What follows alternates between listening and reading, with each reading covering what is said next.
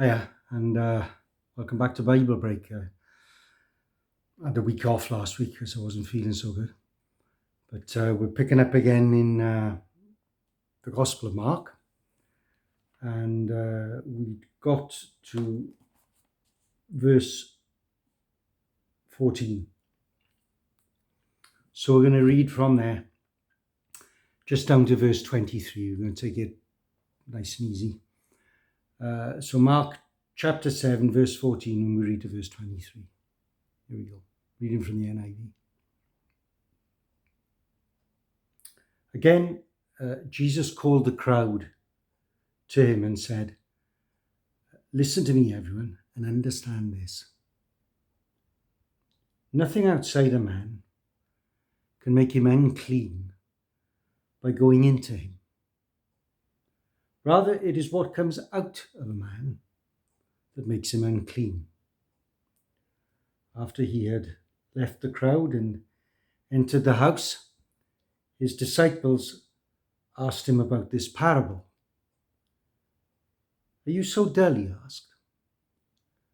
"Don't you see that nothing that enters a man from the outside can make him unclean? For it doesn't go into his heart, but into his stomach, and out of his body." In saying this, Jesus declared all foods clean. He went on, "What comes out of a man is what makes him unclean. For from within, out of men's hearts, come evil thoughts, sexual immorality, theft, murder, adultery, greed, malice, deceit, lewdness, envy, slander, arrogance, and folly. All these evils come from inside and make a man unclean."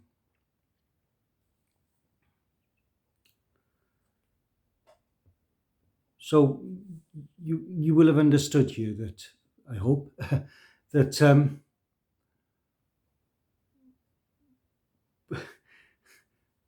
the Lord Jesus is cutting through a big knot of misunderstanding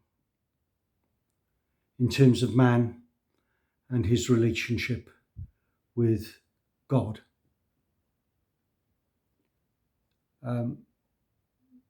May remember that the question which the Pharisees had put to the Lord Jesus was, "Why don't your disciples wash their hands before eating?" Not a bad question. Got a good question from the point of view of hygiene. But that wasn't the point, as we saw last time around. The point of their question and of their questioning was that they had a certain idea in the first place of what made a person right with God.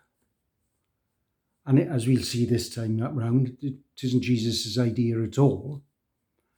And all they were doing in any case was just looking for any opportunity that presented itself to cast aspersions on the disciples and get to the Lord Jesus himself, and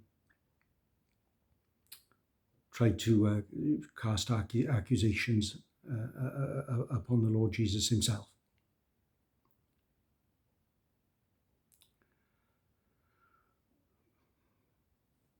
We remember how the Lord has already started to expose them, that the problem then is the problem isn't with him and his disciples and how they go about their business. The problem is with those who are criticizing him and their hearts. And this is what he brings home in our little reading here right now. And you will notice basically that the Lord Jesus just does away here. Actually, the point of the words in brackets In saying this, Jesus declared all foods clean. That's verse 12. Isn't it? 19, sorry. Is that the Lord Jesus makes a categorical difference between religion,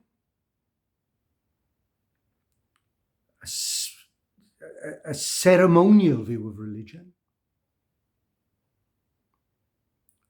where so many people feel that they have to,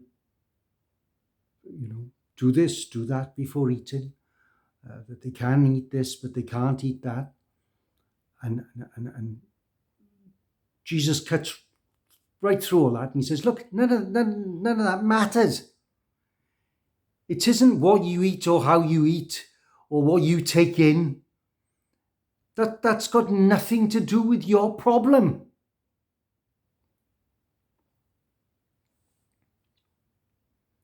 It's not what you eat or whether you wash your hands or unwash your hands.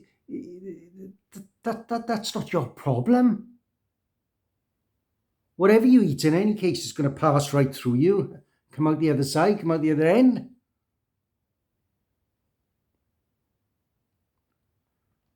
No, the problem is not your system, digestive system, or your body, whether your body is rendered unclean by this, that, or the other.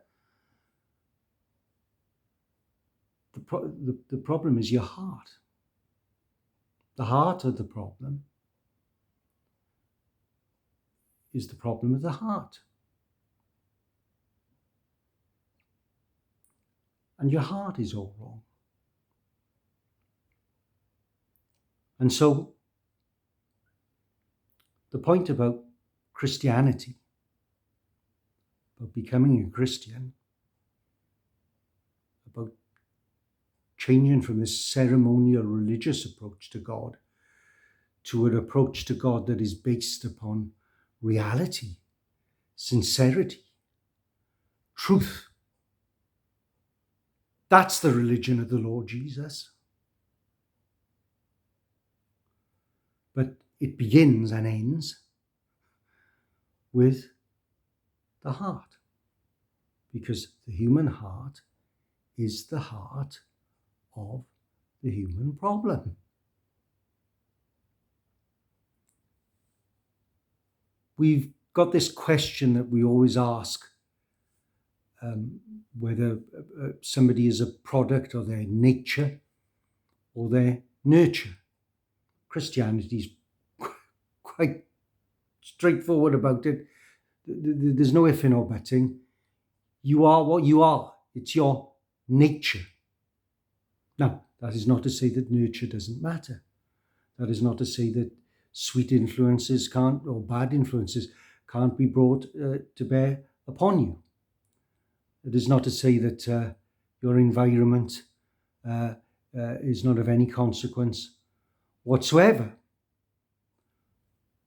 But if you want to be a Christian, you have to understand, or you have to be prepared to accept in the first instance, that the problem isn't your environment, and it isn't this person and that person, but your main problem, the main problem is yourself and your horrible heart. And that means, of course, having to realize that you are not half as wonderful, half as bright and brilliant, half as good, half as kind and decent as you would like to believe yourself to be. This is what stops people from becoming Christian. I speak to people all the time. I was speaking to somebody just the other day, and she was saying to me, oh no, I'm a decent person. So really, that's it. I've got no need of this gospel that you are talking to me about, or of God, because God's bound to accept a decent sort like me. No. No.